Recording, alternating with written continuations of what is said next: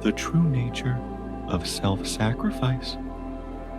Self-sacrifice stands as a bedrock principle in the teachings of the world's great spiritual traditions, a concept often misunderstood, yet vital to inner transformation.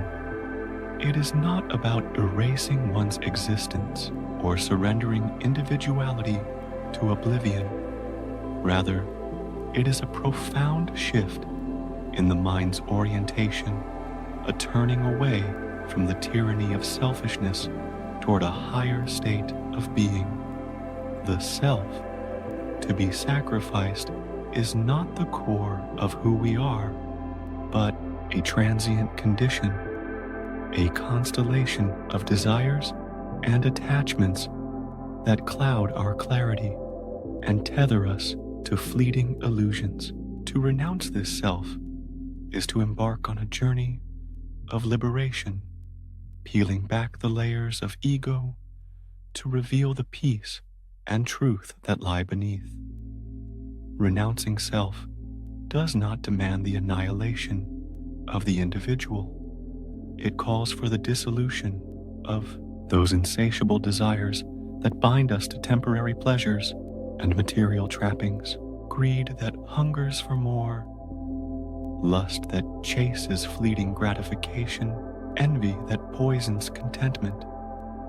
These are the threads of self that must be unraveled and released.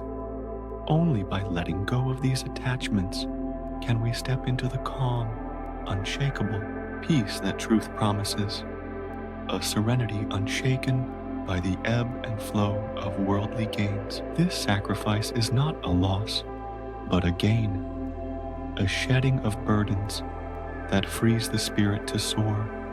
It is not enough to cast aside possessions, titles, or worldly ties in some grand gesture of renunciation. True sacrifice lies deeper, in the heart's quiet chambers. A person might abandon wealth, sever ties with family, forsake fame, or even offer up their life. Yet if the craving for these things lingers within, peace remains a distant shore. The act of giving up is hollow, without the inner release. It is the desire itself, the restless yearning for what was relinquished, that must be surrendered. Buddha's journey illuminates this truth. He relinquished a kingdom's comforts, yet for 6 years he wandered in torment, enlightenment eluding him. Only when he uprooted the desires buried deep within his soul did the light of understanding dawn, proving that peace is not won by outward acts alone, but by the heart's transformation.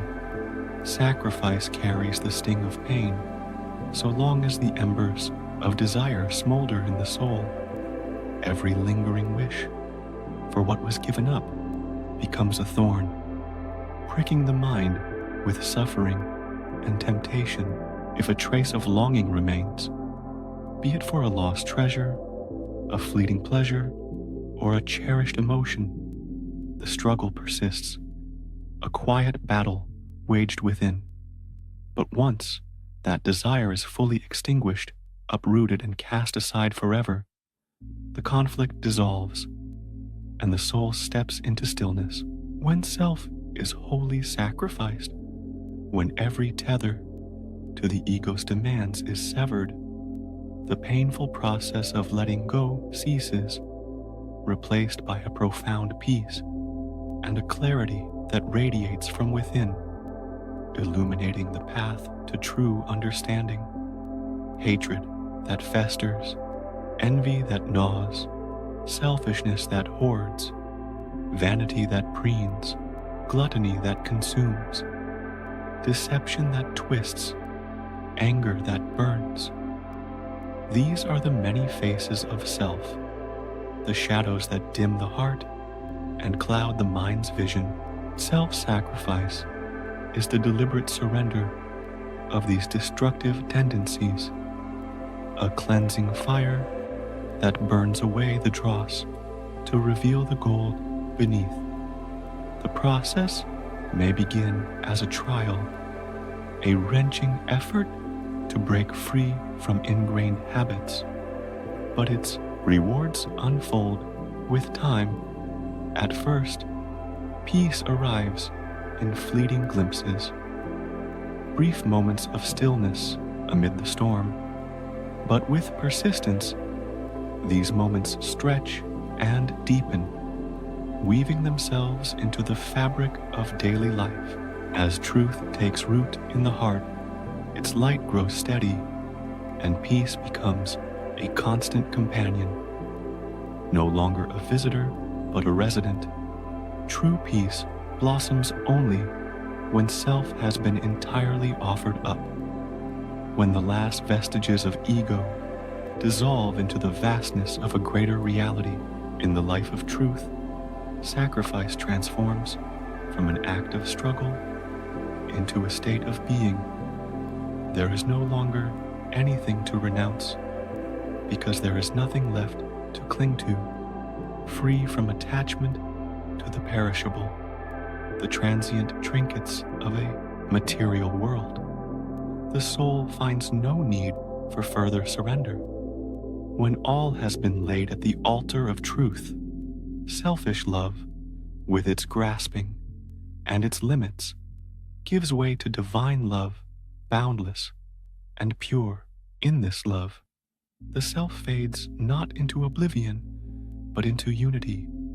There is no thought of I, because the perfection of insight reveals all as one. Here, suffering and separation melt away, leaving only the enduring peace of enlightenment, a stillness that echoes through eternity.